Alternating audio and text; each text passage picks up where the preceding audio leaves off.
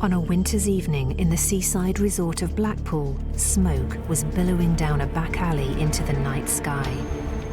The smoke had alerted neighbours who shared the alleyway. A number of people had gone to investigate, and one of the neighbours indeed put the fire out using a bucket of water.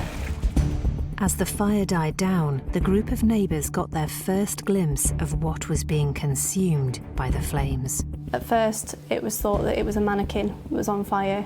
Once the flames were out, they discovered it was actually the body of a young woman. When the police arrived, they immediately realised they were dealing with a murder so horrific, the only way to identify the victim's body would be through DNA. Any other sort of identification wasn't possible because of the injuries.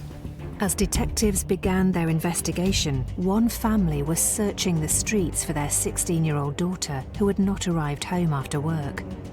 As the night drew on, it appeared the two mysteries could be tragically linked, and the appalling discovery in that Blackpool alleyway was about to pull one family apart. It's like a nightmare, and I'm going to wake up any time and everything's going to be normal. But nothing will ever be normal again.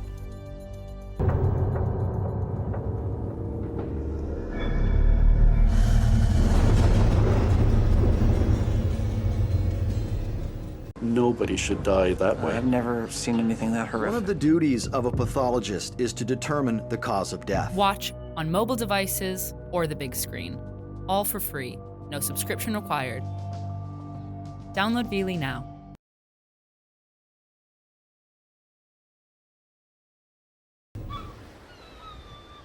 Blackpool, one of Britain's favourite seaside resorts. Every year, millions of people visit the coastal town. In 2004, the Marsden family moved from Bolton to Staining, a village nestled outside the bustling resort. Their youngest daughter, Sasha, was 8 years old at the time. One scene never forgotten, definitely. Sasha was cheeky, definitely no angel, even from being young. She was never a shy little girl, never. I mean, with having a lot of brothers and sisters, you can't afford to be shy, I don't think. She could also be a bit of a wind-up merchant with her brothers and sisters. With her being the youngest, I think she tended to got away with a lot more than what her brothers and sisters did as well. How many times have you been told, you should ask? I shouldn't have to ask, she's only my sister. All the time in the world for her friends, but didn't want to be seen anywhere near Mum and Dad. I expected everything done, and Dad, will you take me here? Dad, can you take me there? Dad, can you pick me up from here? Just wanted to be out with the friends all the time, and every household's got rules, and it was a case of, if we said you have to be in for 9 o'clock, well, all my friends stay out till 10 o'clock, and, well, we want you in for 9 o'clock, that's it. So, always trying to push the boundaries. On the other side, if she could do anybody a favour and help anybody out, or if anybody had a problem, she would be there. She'd help them out if she possibly could. Hi. She was a great friend, and she was always there for you and making you laugh when you didn't want to, and making you smile when you didn't want to. Like, if you were sad, and then she'd let you get your problems out, and that was it. She'd be like, right, change the subject, and she'd do anything to try and cheer you up. When I was 13, my mum walked out on me, and she stuck up for me. I was in a bad way, and she was the only one that helped me, mainly. She was always there for me, for every little thing. It'll be all right. I could always count on her. Fiercely loyal, there was also never a dull moment when Sasha was around. She loved dancing. She didn't care where she was. If she heard music, that was it, she was off. Oh my God, I love this song. You gotta dance with me, dance with me. Okay. Even though she'd just like walking through the town and she heard music, she'd start dancing. Even if like a car went past and had music on, she'd start dancing. Sasha was crazy. She was smart and funny. She was that sort of person you'd be in a bad mood all day, and like you'd spend 5 minutes with her and that's it, you were over the moon. By the time she was 14, Sasha preferred the bright lights of Blackpool to village life. Her friends from school weren't from the village, so she was more round where they are, because there's nothing at all in Staining for teenagers, nothing at all. In July 2010, the teenager headed into Blackpool with one of her friends. After school, Sasha went down with a friend who's a year younger than her. They went down to the park, As that summer evening drew on, Sasha's family could never have imagined that it was a night their lives would change forever. It was about 8:30 and Sasha was due in at 9 o'clock, and we got a phone call from the police to say that they had Sasha at Bisburn police station, and I'm thinking, what's she done? The police revealed the teenagers had met a 22-year-old man and he had attacked Sasha. They told us that she'd been raped. Following the devastating revelation, Jane Marsden learned the details of how her daughter had been hideously abused. They went down to the park where they met this person who was giving them alcohol, vodka. Let's try it. What is it? I like it. She'd only just turned 14 and she wasn't used to drinking alcohol. Sasha was unconscious on the floor. And then he started to have sex with Sasha. The friend that was with her was really, really scared, and he said to his mum he couldn't do anything because he was too little to help Sasha. Thankfully, 2 passers-by came to Sasha's rescue. What's going on over there? The police. They'd seen what he was actually doing to Sasha, so they came down and pulled him off Sasha and contacted the police. The 2 strangers intervened and stopped Sasha's rapist. He was arrested at the park. But the teenager's horrific ordeal was far from over. In July 2010, 14-year-old Sasha Marsden had gone to the park after school with a friend. They met a 22-year-old man who gave her alcohol. When she was intoxicated and barely conscious, he raped her. Her attacker was arrested and sentenced to 5 years and 4 months in prison. But the horrific ordeal of the rape continued to traumatise the young teenager. It affected her really, really badly. She went from being a trusting little girl into a very, very angry teenager. While Sasha struggled to come to terms with her attack, she found the rape made her a target at school. She was being bullied and not nice things being said about her and name-calling. Somebody actually set up a Facebook page saying she deserved to be raped. She struggled quite a bit. There were times where she'd skip school. We transferred her school, but she just never ever settled back into school. She kind of went through like a wild stage. Like many victims of rape, Sasha struggled in the aftermath of her ordeal. She put herself at a lot of risks. After the attack, she'd go out and she'd get drunk like near enough every night. She went on and then had a sexual relationship with quite a few different boys. But I think it was just a case that she wanted a different image in her head than the one that she obviously had. She was self-harming.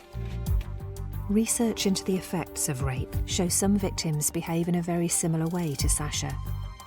The person begins to believe themselves to be damaged goods, and one of the things that they may then do is their behaviour might change to actually fit into their inner belief about themselves, that they are not good, that they're not worthy, that they don't deserve respect. And when things got too much for Sasha, she would simply disappear. She ran away about 4 times within 1 month. You're always thinking, has somebody got her, is it going to happen again? Where have you been? Sasha, we've been worried sick. Chill out, I'm fine. You're absolutely petrified. You know, she'd been running away from home. We just used to drive round Blackpool looking for Sasha, just walking round, looking and hoping that you see her. No. Good luck. Thank you. Bye. The police was always brilliant, always brought Sasha back home. 99% of the time, we would find her ourselves. In 2012, 16-year-old Sasha started seeing a local boy called Danny, who was 2 years older than her. Didn't really know Danny too well because up till that point they was just seeing each other when they was out. Danny'd been here a few times for tea, but you don't really get to know the kind of person they are. On the 31st of August, Sasha and Danny had plans to meet in Blackpool, on the understanding they met up with Sasha's parents after the date. When she went out socialising with her friends, we dropped her off and we always picked her up to try and keep her safe. However, as the evening drew on, there was no word from Sasha. Sasha's phone was switched off, she wasn't answering her phone. And then that night we reported her missing to the police. I didn't know where my daughter was. It didn't matter how many times she'd been missing. There's still the concern and the fear that something bad's happened. The hours turned to days, and Sasha's family feared the worst. Finally, 2 days after Sasha's disappearance, the phone rang. Hello? I got a phone call from Sasha saying she wasn't in Blackpool anymore. I'm fine. I just want you to know I'm okay and that I'm not coming home. Sasha had run away with her boyfriend. She was 300 miles away in Lowestoft. I was concerned for my daughter. I don't know that part of the country, but she was too far away from home for me to be like, only 16 and still very vulnerable. By moving away with her boyfriend, it's the opportunity to start a new life, to actually have a new narrative, a life in which the rape is not the predominant thing. And that would have been very alluring. Sasha was convinced to come home, but on one condition: her boyfriend Danny could move in with her family. I just wanted my daughter home and safe. And if Danny had to come with her to get her home, it was just a sacrifice I had to make. Almost by the parents accepting the boyfriend and allowing him to move in would be to say, we believe both in him and in you, that you can turn your life around. A week after the disappearance, her dad went to collect the couple. Hiya, Dad. Is that all you got to say? Sorry. We spoke about it and she didn't want to, she regretted doing it in the end because she knew how much it worried us all.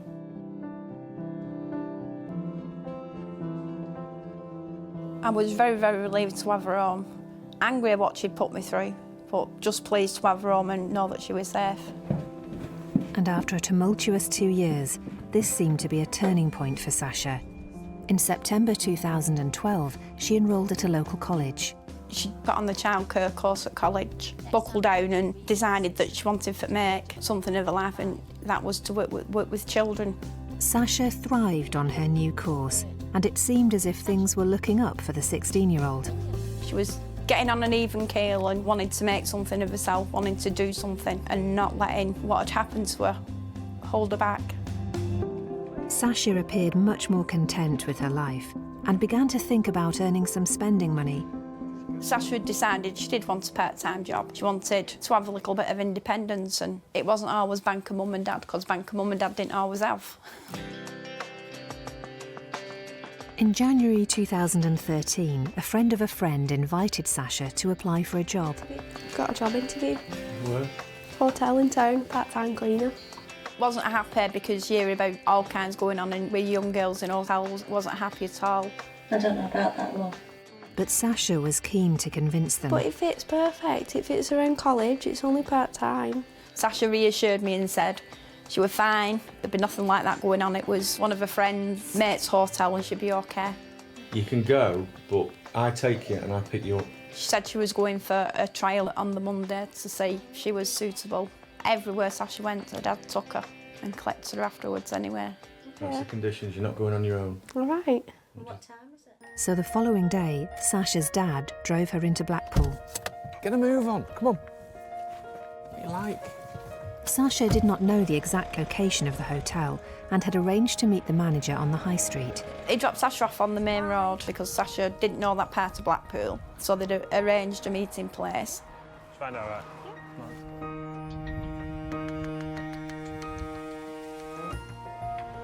An hour and a half later, Sasha contacted her dad to come and collect her from the place he had dropped her off.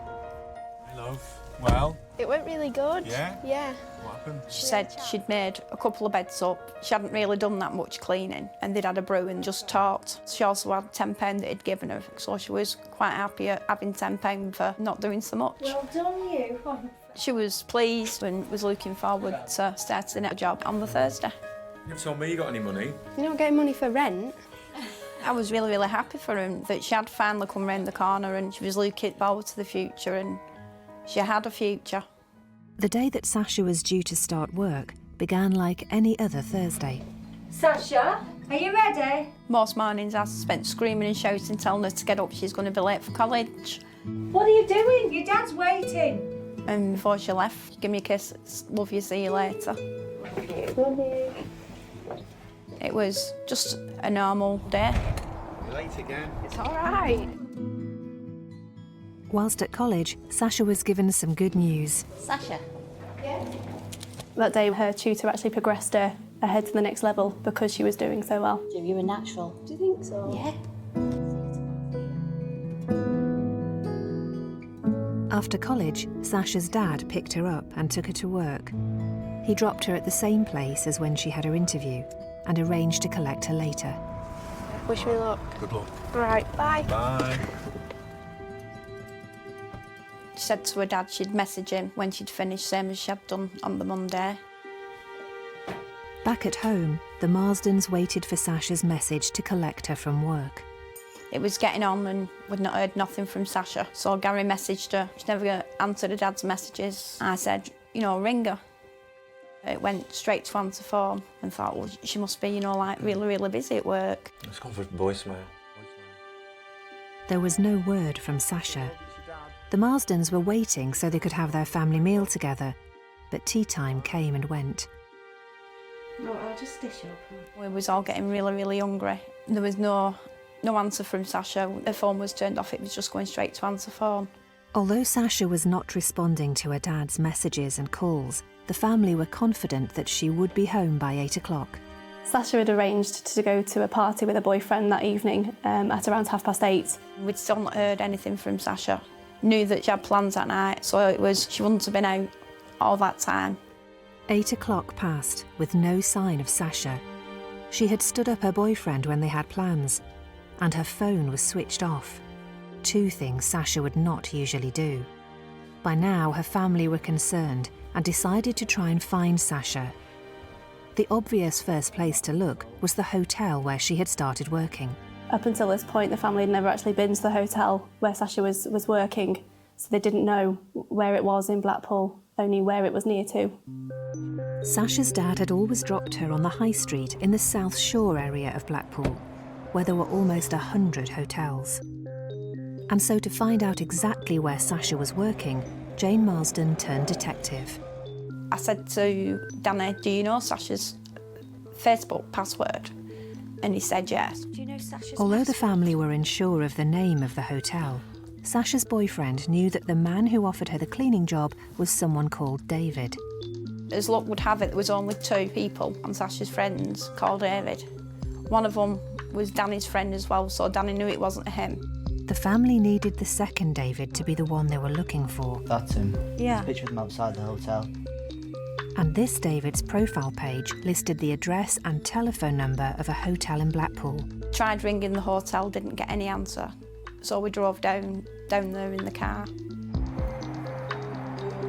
But at the hotel, there was no sign of Sasha.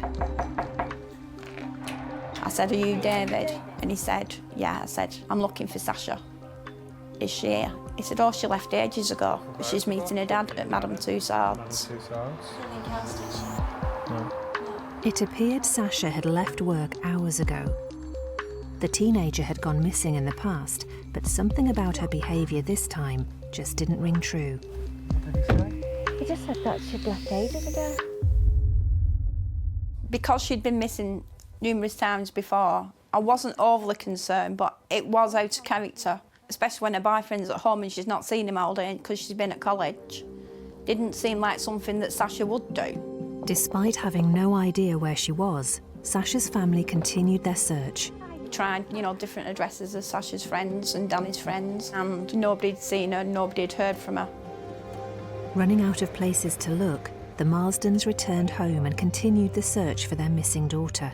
Came back and phoned the hospital to make sure she'd not been admitted to hospital. Danny tried messaging her over Facebook, asking a few friends over Facebook, have you seen Sasha? Nobody had seen her, nobody had heard from her. Sasha had vanished without a trace. By 11 o'clock, which was Sasha's evening curfew, her family were worried sick and had only one option left. Hello, I'd like to report a missing person. By 11 o'clock, if she'd been out, she'd be due to be home, and she still hadn't come home. That's when we phoned the police. They're going to send someone round. That's good. It was only about 15, 20 minutes later that the police were here, and it was 2 plainclothes officers, you know, never thought nothing of it. They came in and took some of Sasha's personal details off us, her height, what she was wearing. One of the police officers kept apologising and kept having to go outside, and then kept coming back in. Sorry about this. What was we? After talking to Sasha's family for 20 minutes, the detective once again stepped out of the room. Upon returning, the officer delivered the news every family dreads. They then informed us that there'd been a body found, and they believed it to be Sasha. And no one could have imagined the sheer horror the police had uncovered.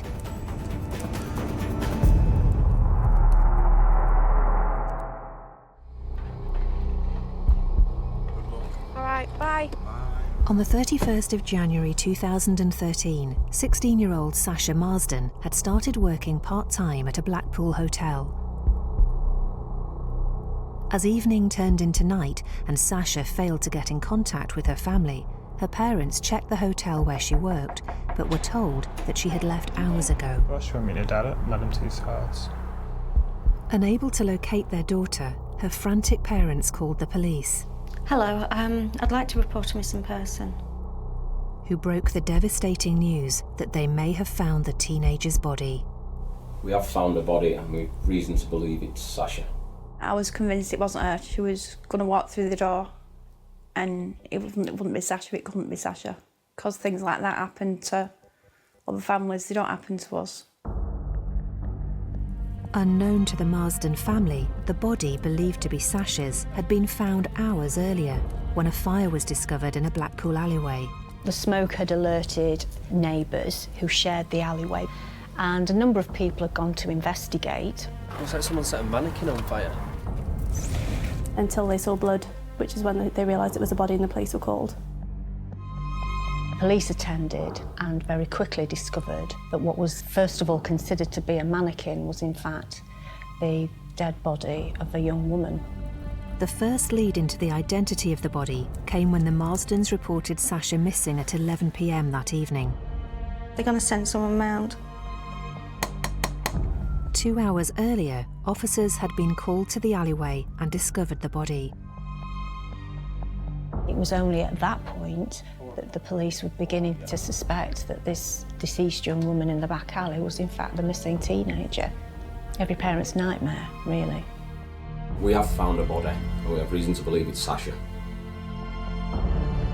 From the description and information Sasha's family had given to the police about their daughter and her whereabouts, the detectives were confident that the body in the alleyway was the teenager's.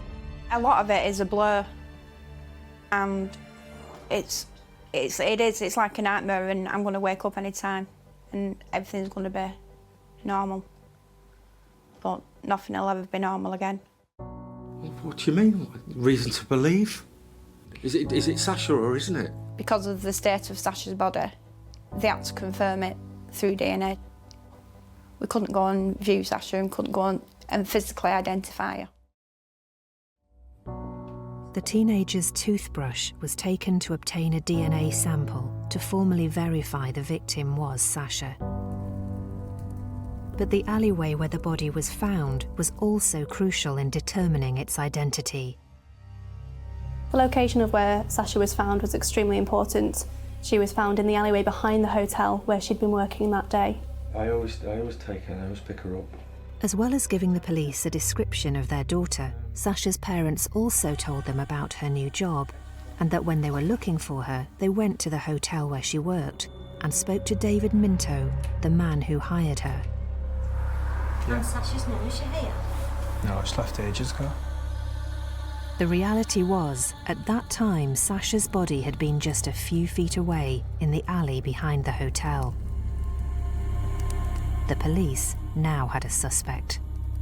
The police officers informed us that they already had David Minto in custody, Detectives discovered the hotel was owned by David Minto's girlfriend and her mother. 22-year-old David Minto lived and worked there as a handyman. It would appear that he had been the only person at the hotel when Sasha arrived for work. His girlfriend didn't return until 9 p.m. Hey, all right? His first comments to his girlfriend was, "Before you say anything, I've been cleaning up because I had a nosebleed." She didn't notice the smell of cleaning fluids, and I think it was a very unusual thing that Mr. Minto did any cleaning on a voluntary basis. As well as running the hotel, David Minto's girlfriend had a part-time job and so was out of the hotel on Monday and Thursday afternoons. It also became apparent that she had no idea her boyfriend had just hired a cleaner to work on those days. His girlfriend didn't know that Sasha Marsden had been in the hotel that day and that she'd also been in the hotel 3 days before at Minto's invitation. Since it was the winter, David Minto and his girlfriend were the only 2 people living at the hotel. It was closed for renovation and there was no need for a cleaner. It was also a vacancy handyman David Minto had no authority to fill. So it begged the question, why had he offered the teenager a part-time job on the days he knew his girlfriend wouldn't be home until 9 p.m? David Minto, I'm arresting you on the suspicion of the murder of Sasha Marsden. Whilst in custody, David Minto claimed that he was not responsible for killing Sasha Marsden. He decided, which is his right, to give his account on a prepared statement. And in that statement, he accepted for the first time that Sasha had been to the hotel, that she had thrown herself at him in a sexual way, that they'd had some sexual contact, and almost immediately after this sexual contact she'd had a nosebleed, which he'd helped her to clear up, and then she'd left and he didn't see her again, and that he was very sorry if the body found at the back of the hotel was Sasha Marsden. Tragically, 2 days later, on the 3rd of February 2013, the DNA results formally confirmed the identity of the body. We've had the results back.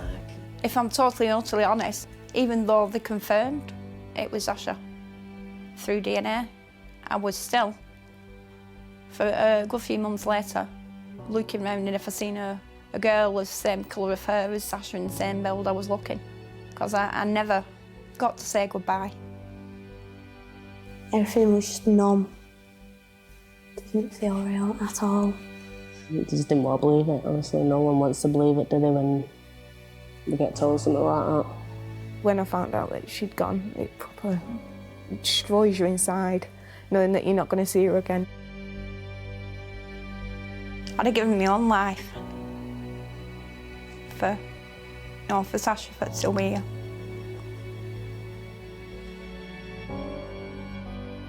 Along with the DNA confirmation, the post-mortem revealed the true horror of how Sasha had died.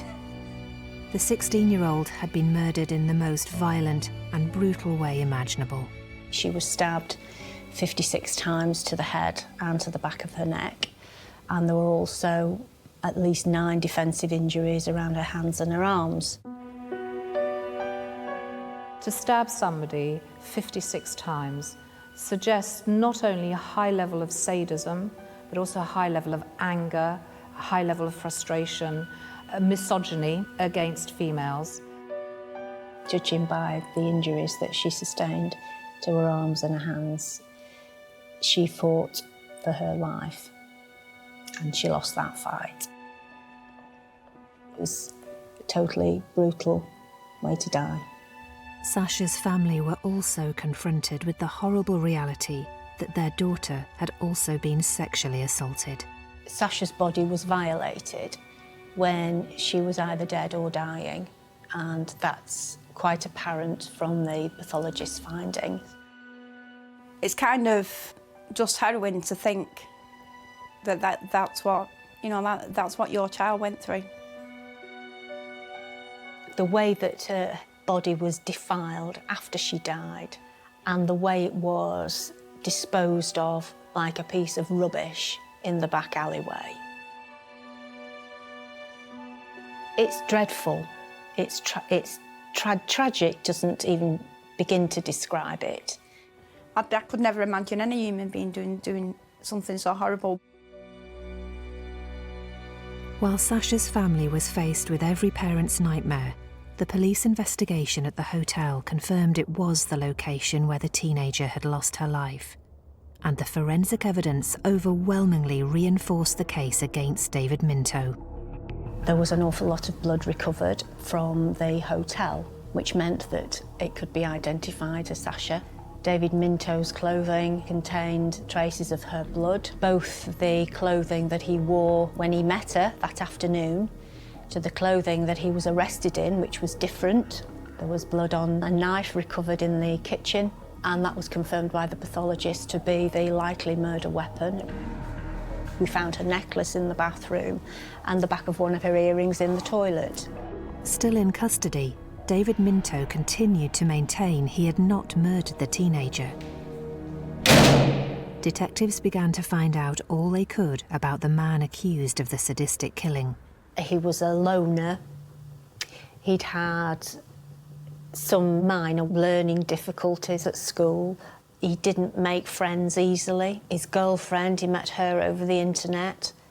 Really, he lived his life online. David Minto was charged with Sasha's murder on the 3rd of February 2013, 3 days after he was arrested.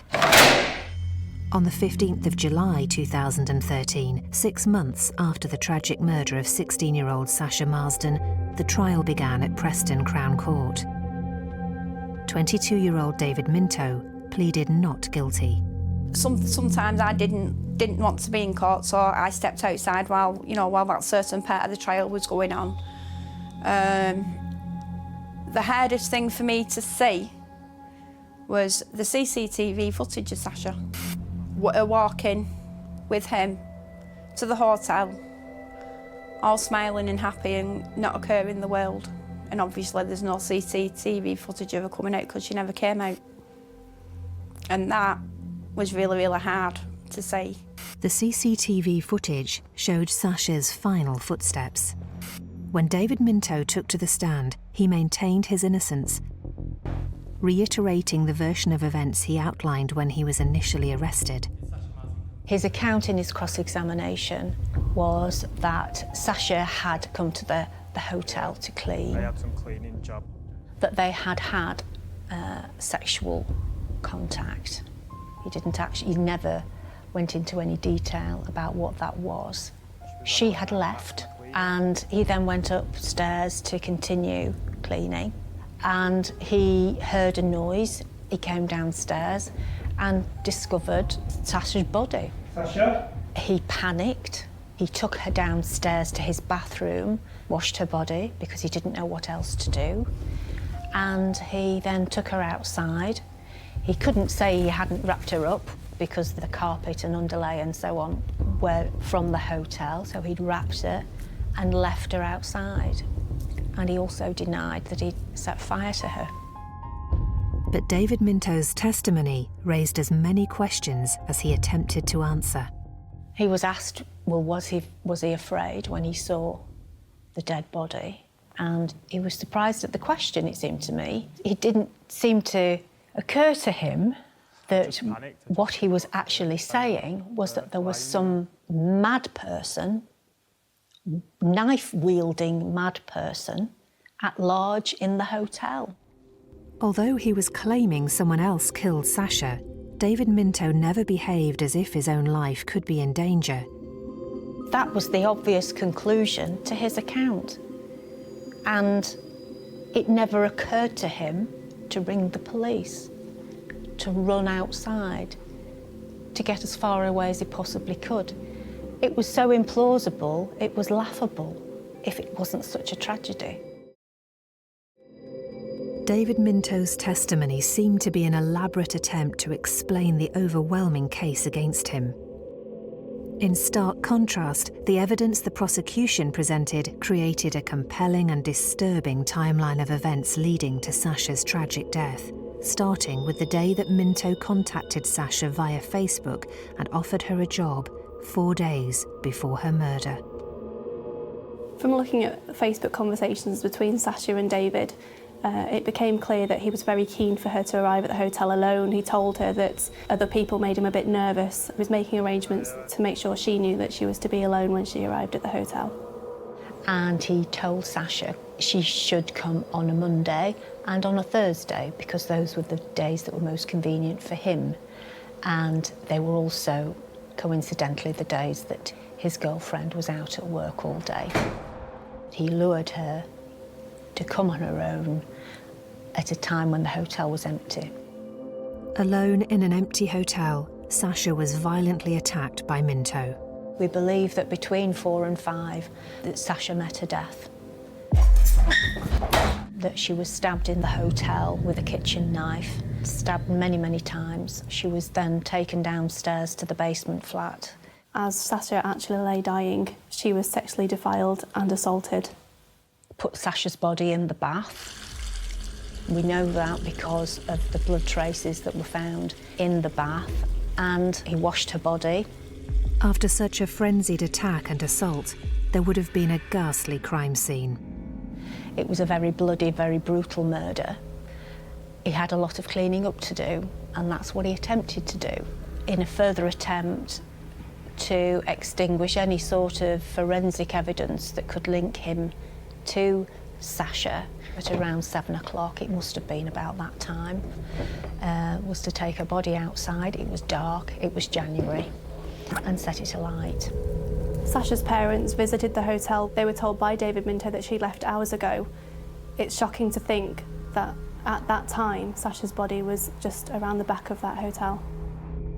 It seems that David Minto wanted to make people notice the body in the alleyway and show off his heinous crime. What's going on? Looks like somebody set a mannequin on fire. He was tremendously curious about this mannequin, and he tried to draw in other people to be as curious as he was to look at the body. Mannequins don't bleed, mate. He did the same with his girlfriend when she came home from work. Took her round to the back alley to have a look at this mannequin, and credit to her, she was concerned. She didn't think it was a mannequin, and it was her, ironically, it was her phone call to the police that brought them round to the back alleyway. And the prosecution believed there was only one clear motive behind Sasha's murder. There was no other motivation for getting Sasha round than to try it on with her, and if she resisted, then to force her into having sexual relations with him. And he obviously reinforced those requests with a weapon. Having been raped 2 years earlier, she would not have wanted that to happen again, so would have fought to the absolute nth degree. She had no chance of defending herself against a man of Minto's stature and build. And what he did to her, it's just... He deserves right in hell, he really does. As the court case progressed, the prosecution called a witness, a young woman. Like Sasha, she too had been lured to the hotel, but she had survived to tell her story.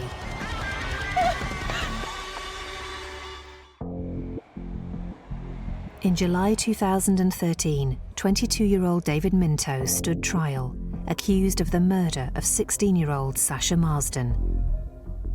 The prosecution believed he had lured her to the hotel he lived in with the promise of a job. Once there, he repeatedly stabbed her with a kitchen knife before raping her. At the trial, it became clear that Sasha was not the first victim David Minto had enticed to the hotel. During the trial, a 22-year-old woman was called to the stand. How do you know David Minto? I met him at college in 2006. She also knew David Minto's girlfriend, and it was clear that when she did visit the hotel, that she also expected the girlfriend to be there as well. And she wasn't. It was just herself and Mr. Minto. No, it's just you and me. I'll show you around. As with Sasha, David Minto arranged that the 22-year-old woman visit the hotel on a Thursday. This is the living room area. A day he had the hotel to himself and knew he would not be disturbed. They went on a tour of the hotel, which ended in David Minto's bedroom. She said how she'd sat uncomfortably on the bed with him and felt uneasy that something was going to happen. When's your girlfriend getting home? It's about good ages. Her intuition was correct. And he very quickly started to make advances towards her to try and kiss her. And she wasn't interested. She told the court how she'd managed to push him away from her. However, he tried again. I think he persisted to such an extent that the young woman thought that she would be better leaving, and that's what she did. And she was able to rebuff him and to get out of that hotel in one piece. The chilling incident took place just 3 weeks before Sasha's murder. This first victim would have been a practice run, a dummy run, as a way of making sure that all factors were in place for when he targeted Sasha. The only difference was with Sasha, there was no saying no because David Minto had a knife. It was revealed in court that Sasha had actually met David Minto once in Blackpool towards the end of 2012 through a mutual friend. Minto sent Sasha a friend request on Facebook a few weeks later, shortly after he lured the other victim to the hotel, and she rejected him. When he initially contacted her, she had no idea who he was. He had to explain. So he hadn't struck a chord with her at all when she first met him. Sasha accepted Minto's friend request on the 27th of January 2013. 4 days later, she was dead. Sasha Marsden was lured to her death on the promise of a fictional job. On the 26th of July 2013, the jury returned with their verdict. It took them less than 3 hours to find David Minto guilty of Sasha Marsden's murder. As soon as the guilty verdict came in, I then turned around and looked at him. And I didn't take my eyes off him then until he was sentenced and he was sent down. David Minto was sentenced to life imprisonment to serve a minimum of 35 years. There was no reaction as he went down to start his life sentence at all, just as there hadn't been any emotion throughout the trial. There's not a shred of common humanity in you. Before sentencing Minto to life in prison, the judge said he'd shown a complete absence of remorse for the crime he had committed and said he was a very dangerous and evil man. People like David Minto are incredibly dangerous in not showing overt signs of his fantasy world, of his sadistic desires, of his brutality. They are often under the radar. Take him down. Just put us through hell. I hate him. Absolutely detest him. Just what he's robbed us of. In 2014, David Minto attempted to reduce his 35-year sentence. He did not attempt to appeal the guilty verdict. The judge rejected his request, saying he had not been sentenced a day too long. Meanwhile, Sasha's parents faced the rest of their lives without their daughter. He's robbed us of a scene of married, grandchildren, a career, and just robbed us of a life. It's like just as her life was back on track after what had happened to her when she was 14, and it just robbed us. It just robbed us of us and her of any future. I've been to that hotel. I went about 4 or 5 days after the murder, and it felt a very dark place. And the dark, narrow corridor where Sasha met her death, there was no opportunity of escape. There was no escape route. She was trapped. And as a mum, I couldn't help but think how utterly terrified she must have been, and that will remain with me. It's awful. It's knowing that basically he tortured my daughter, tortured her to death, and then, as she's dying, just had sex with her for his own sexual gratification. How can you forgive? You can't forgive anybody for doing that, and you'll never ever get over it.